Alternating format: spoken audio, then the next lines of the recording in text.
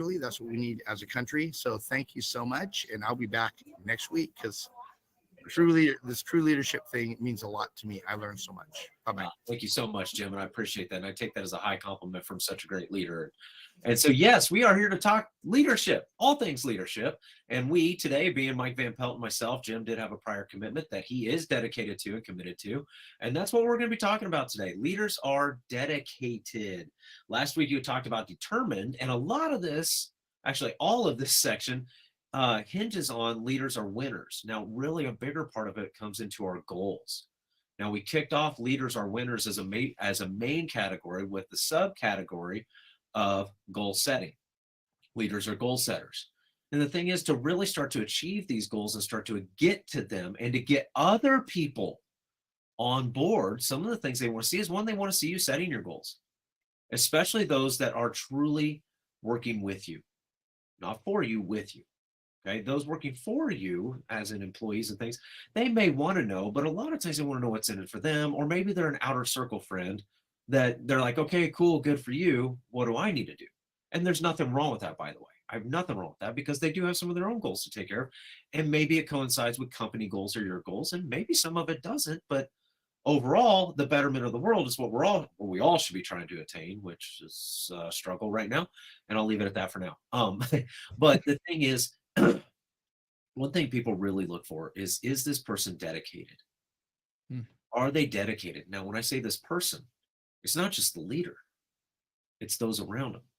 The last couple of weeks, we've talked a lot about the influences we have around us, those that are with us, those that are in that tight internet circle that we can entrust to not only share some of those more vulnerable moments and authentic moments in our lives and be intimate in that way, but also those that rain or shine, they're there for you. And so it can go both ways. Right now, Mike, I want to start off with talking about how leaders are dedicated, as in the leader themselves, not just who we're finding that's dedicated to us or the goal or the situation that we're working to work through or attain. But what does it mean to you when you hear that a leader themselves or you yourself are saying it? Because there's times that we can say, we can trick our own brains. I say, train your brain. There are times where we may say, like, we've been using fitness as an example here. I say, I want to lose weight. Or are you really dedicated to losing the weight? And so keep in mind, right now we're talking about the self, the trick of the brain and the wording of dedication.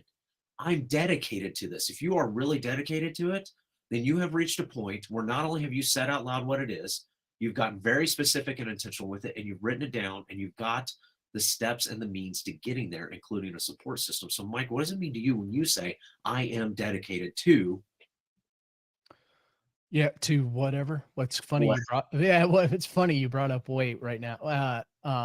Really dedication comes down to how much time and energy and effort are you going to put into whatever your goal is or whatever you're working on, whatever the task at hand is right now. And the people that are following you, they will take your lead on this. So if they see you not putting the time and energy into things, then they won't put the time and energy into any things. But dedication is really, in my view, it's hard not to use the word dedication when you're talking about it. But dedication is that time and energy and effort and action that you put into what it is that you're trying to achieve. So you talk about weight. Now, here's what's interesting to me. I've learned this over the last couple of weeks. I've lost some weight here. And every time I turn around, somebody goes, what are you doing to lose weight? And I want to say this did not start out as a weight loss thing. Not at all. I never approached it that way. I told everybody, well, I'm going to go through this detox program. It's more of a kind of a gut cleansing thing, and whatever weight comes off. Now, I will say it's kind of cool when it comes off, but the point is, what I've heard from other people when they see me is they talk about the weight loss. They don't see the dedication and the time and the energy going on to try to get there. And this is kind of funny because we're heading into that time of year where people make up these goals, these weight loss goals. People would not like it, my answer, when they find out what's really going on here, which is it takes a lot of discipline. It takes exercise, sleep, all these things. People want a magic pill for things, is what I'm finding out. They almost ask out of desperation, Mike, how are you doing this? Like, I have a magic pill. I have no magic pill.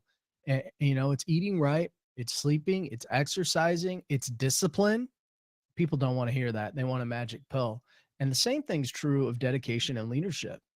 You got to take an active role in it and put the time and energy into it. So that's how I'm marrying those two together today, since you brought up weight loss. No, it's perfect. And the big thing for everybody to remember is you may or may not have rank, title, or position as a leader. That's not necessarily what this show is about. When you're true to yourself, you can be true to others. So Right. it could be the example of what Mike's doing in weight loss and people seeing it. And Mike, I will say this, and I'm using a play on words here. There actually is a magic pill for all these things in achieving success and greatness. It's called hard work and dedication. Well, It's called discipline, and I know where he's going. I'm playing on words here. We got to have some fun, right? Leaders are fun. But, yep. that's just it. I've had the same thing. I needed to lose some weight a while back, and, people took note, but there was actually a weight loss program, and I was lifting and I was eating a certain way. And I was like, well, I'm drinking these shakes and I'm eating this and I'm eating that way. And they're like, oh, you like, that's how you're doing it? What are you taking? I literally was not, I wasn't taking any supplements. I take that back. I was drinking protein. Yeah. Had a couple of other things that that could help, but I could drink those things and take them all day long. But if I wasn't working out and eating right, I would not have gotten to where I am now. And that's the big thing that Mike really honed in on when we talk about the self when it comes to dedication. Saying you're dedicated is one thing. Showing you're dedicated is another. Yeah. I can't even begin to express how many times I've heard someone say, oh yeah, I'm dedicated. I'm dedicated. I'm dedicated.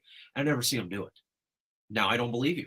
You can say you are all you want, but until you show me that you are, I don't believe you. I really don't. And that's just it. You've got to be able to show it, whether it's through weight loss or it's, through goals and achievements. And here's the thing, if you misstep or you miss a goal or something, that's okay. Be honest about it. Be honest about it. Be dedicated to the fact that, most importantly, you should be honest. When people see that, they're going to want to do it. It's probably not going to be the masses. That's another thing that I feel like we get wrong a lot in leadership is we sit here and we want to say I'm dedicated, and you, the leader, show you're dedicated, and everybody around you sees it, and you just expect them to do the same thing. That's not how it works. There's a reason why the 1% are the 1% in anything they do. Yeah. Because they are the ones who are dedicated. You want to learn from those who have done it. Not that say they can do it, or not to say they read a book. Those who have done it. And when more and more of us do that, then more and more will do it. I'd love to see the 1% change. I really do.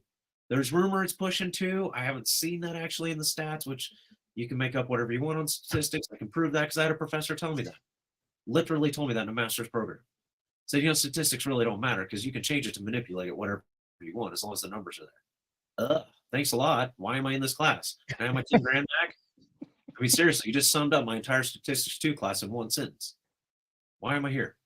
Anyways, but that's just the thing. But there's proof again of a leader who wasn't dedicated to making sure we were educated correctly. It really wasn't. I mean, he stood up there and talked, and then we went into the lab, punched numbers into the computer, hit print, and walked out. I don't think I ever once spent a full day in class until the end when we had to do our finals and present the very statistics that weren't even ours. What's the point? What's the point? Why am I here? And that's the big thing people are asking. Why do I follow you? Why do I learn from you? Why do I listen to you? Are you dedicated to helping me get where I want to go? And that's the next thing. And both Mike and I are coaches. And we also do some other business things together. And one of the things that I want to say, and I'm not going to speak for Mike, and I don't want to toot my own horn here, but I think between the two of us, we both agree we're pretty dedicated to the very things we say we're going to do. Doesn't mean we don't need help. Doesn't mean we don't seek the help. You want to talk about dedication? I'm going to speak on behalf of Mike here for a second. Those of you that were on last week or caught last week's replay, he was not feeling too hot. He was pretty sick. Not only was he dedicated to being here, no, that was 2 weeks ago. I'm sorry, that was 2 weeks ago. My fault. He was pretty sick. And he said, Chris, he goes, I told you I'd be there. I'm going to be there. And of course, he also loved the topic, and he's a great leader. But it goes more than that. He has stuck to this program that he's been talking about through all that. You want to find someone who's dedicated?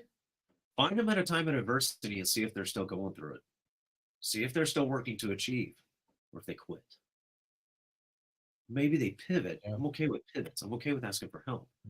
But are you really dedicated? So then, Mike, shifting gears here a little bit when we're finding someone else who's dedicated, because we just spoke to the self of how we feel about when we say we're dedicated to something. I tell you I'm dedicated to it, I'm going to show you. I'll tell you initially. If I don't start showing you, let's have a chat. Call me out. Hold me accountable. I'm all for it. And maybe there's things that I know you don't, and I'll express that at that time. That's fine. But Mike, what does it mean when we're looking for someone else who is dedicated? Say a weight loss coach. Say, you know, for personal fitness, or someone who Mike runs an amazing podcast, the True Man podcast. Someone comes in and says, "Hey, Mike, you've got you're coming up on 200, aren't you?" No, not quite that much. We're getting close to 130. 130. Sorry. Okay, I was trying to remember my numbers off the top of my head. He's getting close to 130. You know, that's closer to 200 than most people. And someone comes in and says, "Hey, Mike, I can show you some better ways to handle your podcast. And I'll be dedicated to showing you how to do it or to advertise it." I'm not saying Mike needs help. I'm saying, what are we looking for when someone says, "I'm dedicated to helping you"? I get that. You know, that's funny you brought that particular item up. I'll bet, and I don't keep track of this because it just happens. So I bet I get a minimum of 4 or 5 people a day that ask me how they can help promote the podcast. And on occasion, if I'm feeling a little rowdy, I'll send them a note back and I'll say, "Fine, tell me how you're going to, here's my target. Here's, in other words, here's my vision for, here's my purpose. This is who my target audience is. Can you help me get there?" And do you know, I haven't had a single person say they can get me there. Now, most of these that are coming at me are, they're from foreign lands, and they just want to load me up with whatever. But you know, adding X amount of viewers to the podcast that I never hear from doesn't do me any good. And you know, how do I know this? I've actually used some of these people to test and see, well, you know, will this work? And what I found is that it doesn't work. Are there tools out there that do? Yeah. And I think where I'm going with that is, it's important to align yourself with that have the same or similar vision and purpose that you do in order for you to get what you want. Do they have the passion in the way that you might in order to achieve, you know, whatever your goal is? Do they have the commitment? Are you guys on the same page? And I'd have to say, as a business owner, I've had to learn some of this the hard way, right? I mean, I've made some mistakes. I've experimented in some things with some people. And that's why I know that some of these tools don't work. And they're just throwing random things out there trying to make money. But, you know, I think it's important I think one of the most important things you can do is build a relationship with somebody, build a rapport with somebody, and dig deep and really find out if you're both on the same page. Because not everybody that does something, and they may do something very well, but that doesn't mean that there's a connection. You got to have that connection. Otherwise, you're not going to be on the same page. This doctor, I'm actually using a doctor for this program that I'm using right now. I went and interviewed her. I'd heard her talk. We're on the same page. She's helped me on a number of things very quickly over the last 3 months. And it's made a tremendous difference in my life. And it's because we're in complete alignment on the direction we want to go. We have a plan, we have a strategy, and we're executing on it. And I think those are some of the more important things that you need in your life, if not your business and everything else for that matter. And I wholeheartedly agree. And there's a couple points in there that Mike made I'd like to highlight here. Is one of them, notice everything he said, although he was saying it. Of course, sometimes it has to be said before the action happens, usually. But after everything he said, he did, there was an action tied to it. Mm-hmm. Some of them I did reach back out to and try. Maybe it did look good and it wasn't on the surface, or maybe it did look good and it turned out good. Sometimes it will, sometimes it won't. That's okay. Move on, learn from it. Keep going. That's what dedication is keeping going. It's starting that process that leads to what our topic will be next week, is being committed. There is a difference between dedication and commitment. Dedication is initially the saying it. Committing to it is that you're working on it, you're doing it. Dedication, although yes, is action taking, it's the initial thought process that now I've got all these pieces in place. What do I start to do with them? And it starts still in the mind. I'm dedicated to doing this, okay? Have I set up everything that's going to get me there, including the people, including the tools? Do I understand that some of the tools are going to work and some of them aren't? Some people are going to work and some people aren't. That's just the way it goes. It happens. So are you truly dedicated that you're going to keep your mind right and focused on the very goals that you set so you can fully commit to them and show that you did it?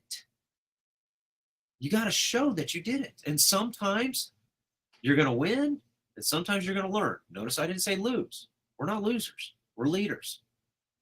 You notice I don't use the word failure very often. I don't fail. I learn. There is a huge difference there. And that's because I'm dedicated to keeping my mind right, that I am setting myself up to be the best servant leader I can be.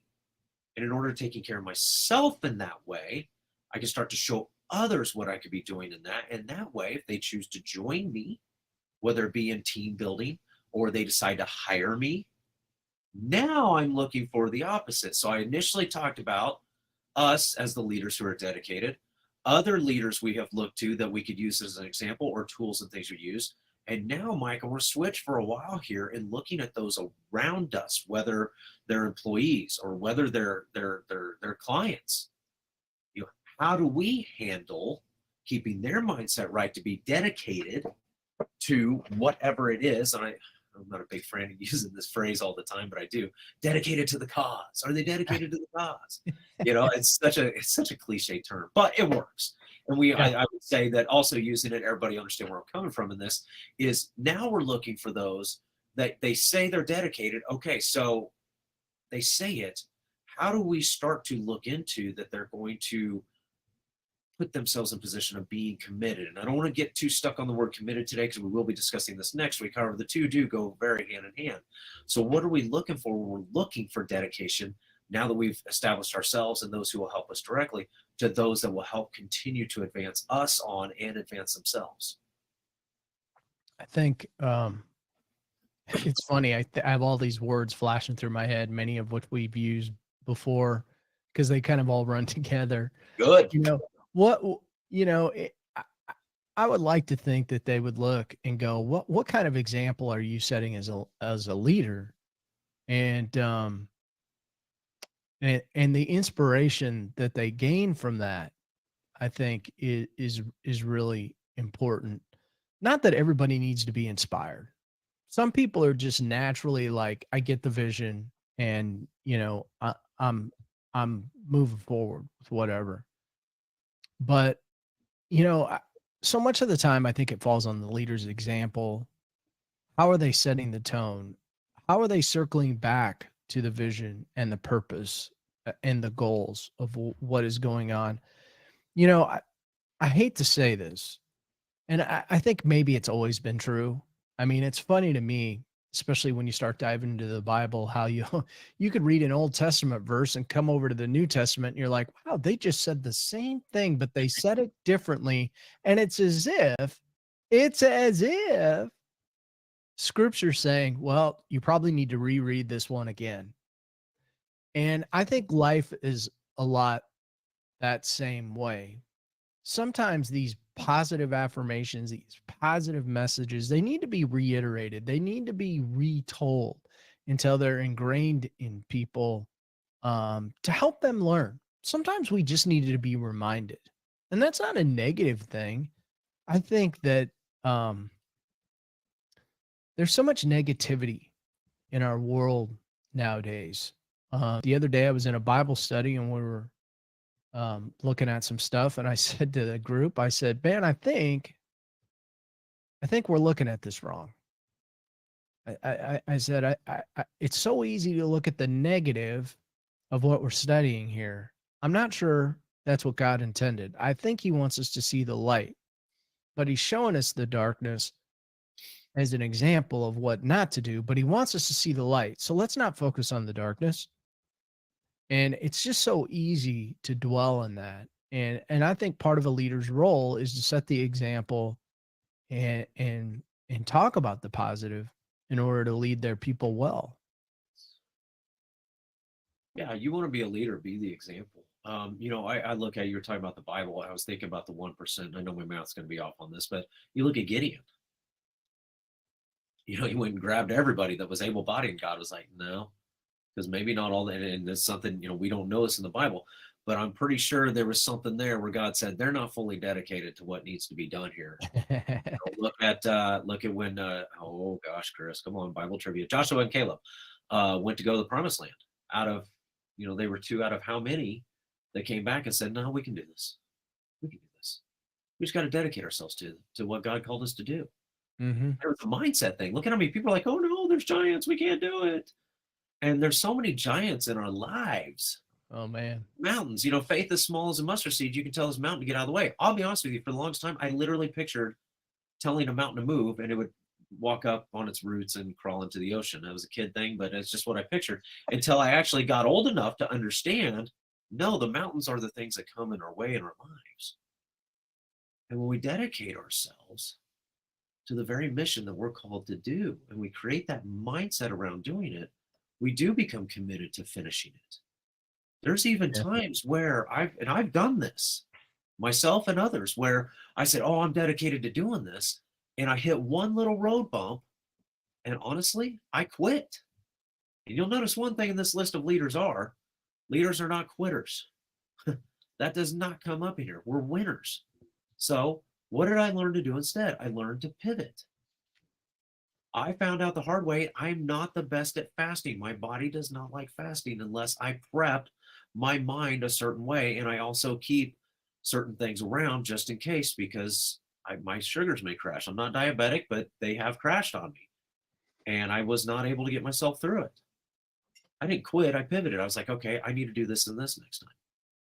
Or say you're creating a new program as a coach and you go to put the pilot out there and it just doesn't hit like you want it to. Been there, done that. Okay. Are you really dedicated to being the best coach you can be? Then find a way. Find some help. Have those that have been there take a look at it. I've done that. And I had someone take a look at it like, oh, well, you know why this didn't get pushed out? It's like, no, because you didn't send it right. Oh, I just thought everybody hated it. And I remember personally, he goes, are you really dedicated to getting this out there, Chris? I said, yeah, I am. He goes, okay, then go do it right. Oh, thanks. Here's your check. But that's just it, is, are we really going to do the things that we say we're going to do? And are we setting the correct timetables where we can actually dedicate the time and efforts necessary? So Mike, as we start to close here, we still got several minutes here, but as we start to close here, I'm looking more at the literal logistics of dedication of time and energy.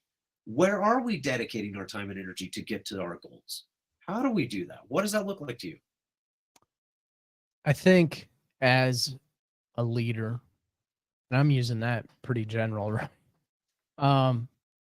You need to be dedicated to self-improvement and self-growth. It's funny, over the weekend, I'm about to kick off a program with a men's group that I've aligned with, and they sent me a book list. You actually read a book a month with your group. Now, 9 of the books that are on that list, I'd read one of them.